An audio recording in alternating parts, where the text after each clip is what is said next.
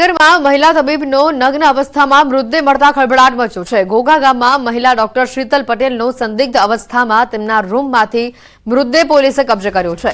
મહિલા તબીબી સોનવાડામાં ભાડેથી રહેતા હતા। પાડોશીઓને બંધ મકાનમાંથી દુર્ગંધ આવતા ઘોઘા પોલીસને જાણ કરવામાં આવી અને ત્યારે પોલીસ અને ઘોઘા મામલતદારે ઘટના સ્થળે પહોંચી મૃતદેહને પોસ્ટમોર્ટમ માટે ખસેડ્યો છે। ત્યારે ડોક્ટરની હત્યા કે આત્મહત્યા તે અંગે પોલીસ તપાસ બાદ સમગ્ર હકીકત બહાર આવશે।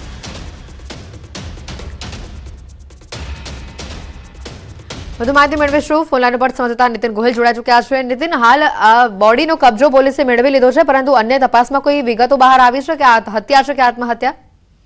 ચોક્કસ વાત કરીએ તો ભાવનગર જિલ્લાના ઘોઘા તાલુકાના એક તબીબ એટલે કે ડોક્ટર જે મહિલા હતા, શીતલ પટેલ નામના મહિલા, તેમના ઘરમાંથી નગ્ન અવસ્થામાં સંદિગ્ધ પરિસ્થિતિમાં છે તે મૃતદેહ મળ્યો હતો।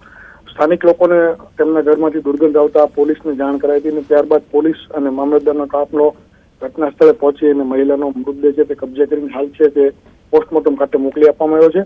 ત્યારે સ્પષ્ટ સંકેત હજી સામે નથી આવ્યા કે આ મહિલાની હત્યા કરવામાં આવી છે કે તેમણે આત્મહત્યા કરી છે અથવા તો કુદરતી કોઈ કારણોસર તેમનું મોત થયું છે। આ અંગે પોલીસ દ્વારા અત્યારે ઊંડાણમાં તપાસ કરવામાં આવી રહી છે। જી આભાર નીતિન, માહિતી વધારે।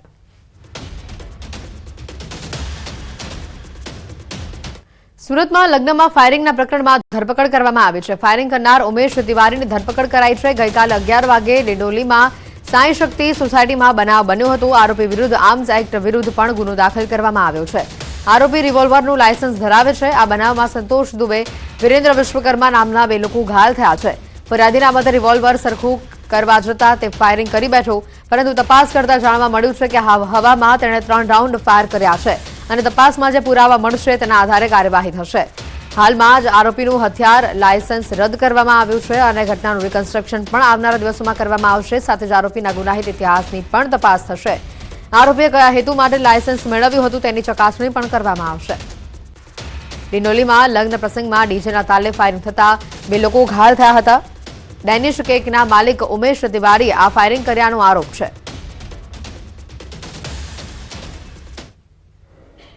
સોસાયટીમાં એક ફાયરિંગની ઘટના બની હતી, જે અનુસંધાને પોલીસે તરત જ એફઆઈઆર નોંધી હતી અને તરત જ આરોપીને પોતાના હિરાસતમાં લઈ લીધો છે પોલીસે અને એના ઉપર કાર્યવાહી પણ કરવામાં આવી રહી છે। અત્યારે પોલીસે જે ઘટના બની છે એમાં બીએનએસની કલમ ઉમેરી અને ગુનો દાખલ કર્યો છે। સાથે સાથે આર્મ્સ એક્ટની કલમો પણ ઉમેરવામાં આવી છે। સુરતના ડિંડોલી વિસ્તારમાં લગ્ન પ્રસંગમાં સુસવાટા કરવા માટે 3 રાઉન્ડ હવામાં ફાયરિંગ કર્યા બાદ 2 વ્યક્તિઓને ઈજા કરનાર આ છે ઉમેશ તિવારી, કે જે ભાજપના કહી શકાય સક્રિય કાર્યકર્તા છે અને આગેવાન હોવાને લઈ અને પોતાના વિસ્તારમાં વર્ચસ્વ જમાવવા માટે લગ્ન પ્રસંગમાં ફાયરિંગ કર્યું હતું। જોકે ઉત્તર પ્રદેશ અને બિહારના લોકો આ વિસ્તારમાં સૌથી વધુ રહે છે અને તેઓ પોતાને ત્યાં લગ્ન પ્રસંગમાં જાહેરમાં ફાયરિંગ કરી પોતાની તાકાત બતાવવાનો પ્રયાસ કરતા હોય છે। જોકે ગુજરાતમાં પ્રથમ ઘટના તો ના કહી શકાય, આ પ્રકારની ઘટનાઓ બનતી જ હોય છે। ત્યારે સુરત જે શાંત શહેર છે, રોજગારી માટે રોજગારનું સૌથી મોટું શહેર છે, ત્યાં આગળ રોજીરોટી માટે આવીને વસેલા આ વ્યક્તિએ જે રીતે ફાયરિંગ કર્યું છે તેને લઈને હવે મોટા સવાલો ઊભા થયા છે। એવું તો શું ઘટના બની કે આ વ્યક્તિને લાયસન્સવાળું હથિયાર આપવામાં આવ્યું? એવો કોઈ પોતાનો વેપાર નથી, એમને કોઈ જીવનું જોખમ નથી અને તેઓ હથિયાર લઈને ફરે છે, સુસવાટા કરી રહ્યા હતા।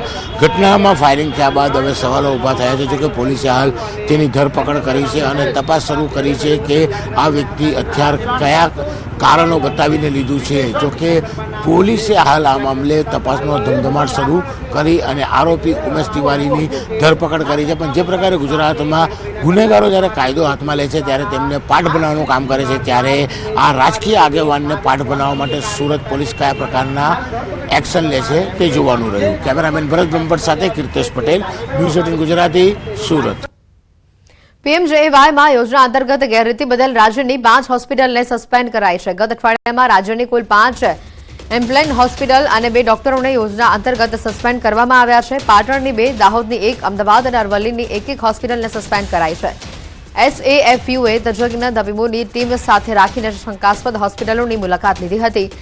પ્રિયોથ દરમિયાન લેબ રિપોર્ટમાં છેડછાડ, યોજનાની માર્ગદર્શિકાનું ઉલ્લંઘન, બીયુ અને ફાયર સેફટી સર્ટિફિકેટના અભાવ સહિતના કારણોસર હોસ્પિટલને સસ્પેન્ડ કરાઈ છે। 50 લાખ સુધીની પેનલ્ટી અને ક્ષતિઓની પૂરતા ન થાય ત્યાં સુધી યોજનામાંથી સસ્પેન્ડની કાર્યવાહી SAFUની ટીમ હોસ્પિટલના રેકોર્ડની કરી રહી છે ચકાસણી. આ યોજનાની માર્ગદર્શિકાનું ઉલ્લંઘન થશે તો કાર્યવાહી પણ કરવામાં આવશે.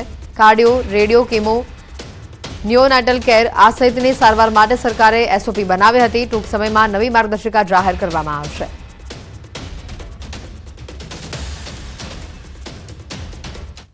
નવસારીમાં જૂથ અથડામણ બાદ પોલીસ એક્શનમાં આવ્યું છે. નવસારી જૂથ વિભાગ મુદ્દે સુરત રેન્જ IG નવસારી જિલ્લાની મુલાકાતે પહોંચ્યા હતા. રેન્જ IGએ મોટા ખુલાસા કર્યા છે અને કહ્યું છે કે સોશિયલ મીડિયામાં તથ્યવિહીન પોસ્ટ વાયરલ કરી લોકોને ઉશ્કેરવામાં આવ્યા હતા. 7 લોકો સામે ફરિયાદ નોંધવામાં આવી છે. 4 લોકોની ધરપકડ કરવામાં આવી છે. 3 હજી પણ ફરાર છે. આ 300 લોકોના ટોળા સામે ગેરકાયદેસર મંડળી રચવાના મુદ્દાને લઈને ગુનો નોંધીને કાર્યવાહી શરૂ કરાઈ છે.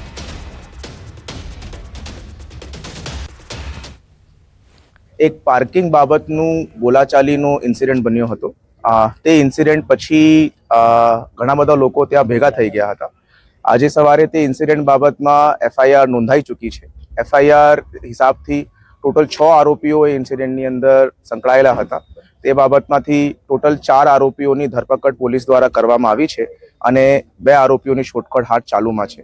ગઈકાલે સાંજે અમુક લોકો એ ભેગા થઈને અને ફરીથી જે પરમ દિવસનું જે બનાવવાળું જે સ્થળ હતું તે જગ્યાએ જવાના પ્રયાસ કર્યા.